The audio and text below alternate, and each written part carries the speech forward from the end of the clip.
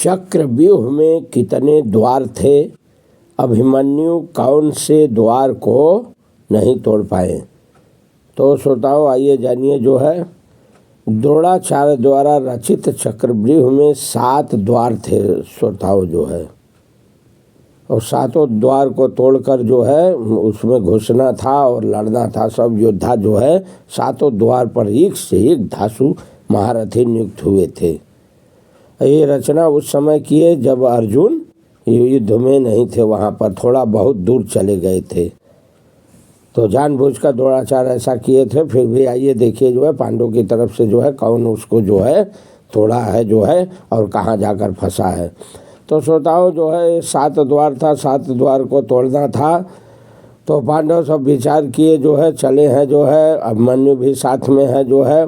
श्रोताओं जो ही जो है पहले द्वार पर गए, पहले द्वार पर नियुक्ति जयद्रथ की थी।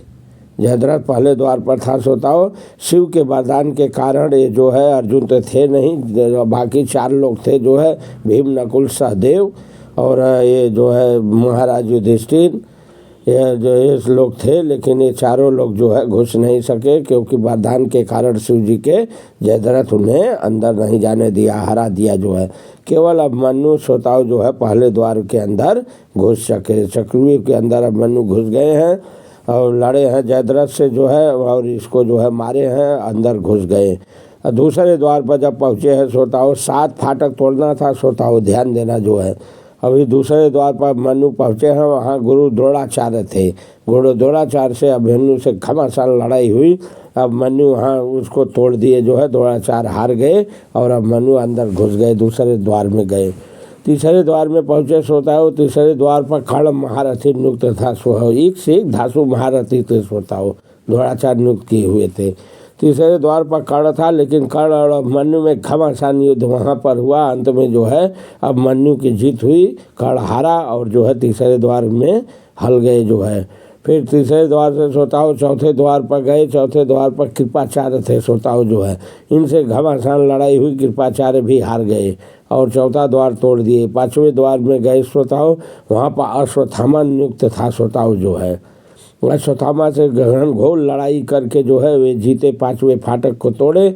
और 6ठे में गए श्रोताओं, भूरिश्रवा नाम का राजा था, उससे भी लड़ाई हुई, उसको भी जो है जीत लिए अभिमन्यु, वहाँ भी हल गए। लेकिन श्रोताओं जो है जब 7वें फाटक पर पहुँचे श्रोताओं, तो वहाँ अभिमन्यु फंस गए। इसका कारण जानते हैं, 7वां फाटक तोड़ते समय अभिमन्यु को जो है ये विद्या प्राप्त नहीं थी, क्योंकि अर्जुन ने उस समय बताए थे जब अभिमन्यु अपनी माँ के पेट में थे, तो अर्जुन जो है बता रहे थे अभिमन्यु की माँ से, 7वें बार बताने को आया फाटक तोड़ने की जो बातें बता रहे थे, उस समय अभिमन्यु की माँ को नींद आ गया और जो है वो नहीं सुन सकी, इसलिए अभिमन्यु भी नहीं सुन सके। 7वीं विद्या जो है 7वें फाटक तोड़ने की विद्या की कला को अभिमन्यु नहीं जान सके। यहीं पर आके श्रोताओं जो है फंसे हैं, घमासान वहाँ पर लड़ाई हुई श्रोताओं, किसी भी तरह अभिमन्यु जो है नहीं जा सके। लेकिन श्रोताओं बड़ी वीरता से लड़े जो है, इनके द्वारा जो है वहाँ पर 7 लाख चतुरंगी सेना जो है मारी गई कौरवों की। श्रोताओं जो है बड़ा घमासान युद्ध हुआ, खून की नदियाँ बही वहाँ पर। कर्ण भी 7 महारथी लगे जो है 7वें द्वार पर, 7 तरफ से इनको जो है आक्रमण करने। अकेले अभिमन्यु, दूसरी तरफ 7 महारथी, वो भी जाने माने जो है लोग, एक से एक धासु। दुर्योधन की तरफ से सब लगे जो है एक तरफ से मिलकर अभिमन्यु पर वार करने, और अभिमन्यु लगा घमासान सबसे लड़ने जो है। लेकिन कर्ण ने उनके धनुष की डोरी को काट दी। फिर तो अभिमन्यु लड़ता रहा। द्रोणाचार्य कहे धन्य है ऐसा वीर, और धन्य है ऐसे वीर की माता जो है जिसने ऐसे वीर को पैदा की। फिर तो श्रोताओं जो है मार के सब जो है महारथी अभिमन्यु के हथियार को जो है काट दिए, गिरा दिए। हथियार नहीं, तलवार उठाए, तलवार भी मारकर सब काट दिए जो है। खंभा लिए हैं, खंभा से लड़ने लगे, खंभा को भी 7 मिलकर मारे हैं जो है, खंभा टूट गया। फिर तब श्रोताओं अंत में रथ का पहिया लेकर जो है उठे हैं, भयानक जो है वहाँ पर घनघोर लड़ाई हुई जो है।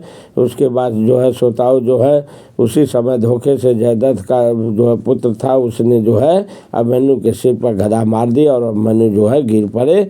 इस तरह से श्रोताओं जो है अभिमन्यु वही महारथी जो है पांडव की तरफ से लड़ता हुआ जो है अकेले जो है धराशायी हो गया और पृथ्वी पर गिर पड़ा, फिर कभी नहीं उठा। तो श्रोताओं जो है चैनल को सब्सक्राइब कर लीजिए, लाइक कर लीजिए, ताकि जो है ढेर सारी जानकारियाँ जो है प्रमाणित वेद शास्त्र पुराणों से संबंधित केवल प्रमाणित जानकारियाँ आप लीजिए, ताकि जो है ज्ञान के द्वारा जो है मोक्ष की ओर बढ़िए। क्योंकि प्रमाण है श्रोताओं, ज्ञान मोक्ष पद भेद बखाना।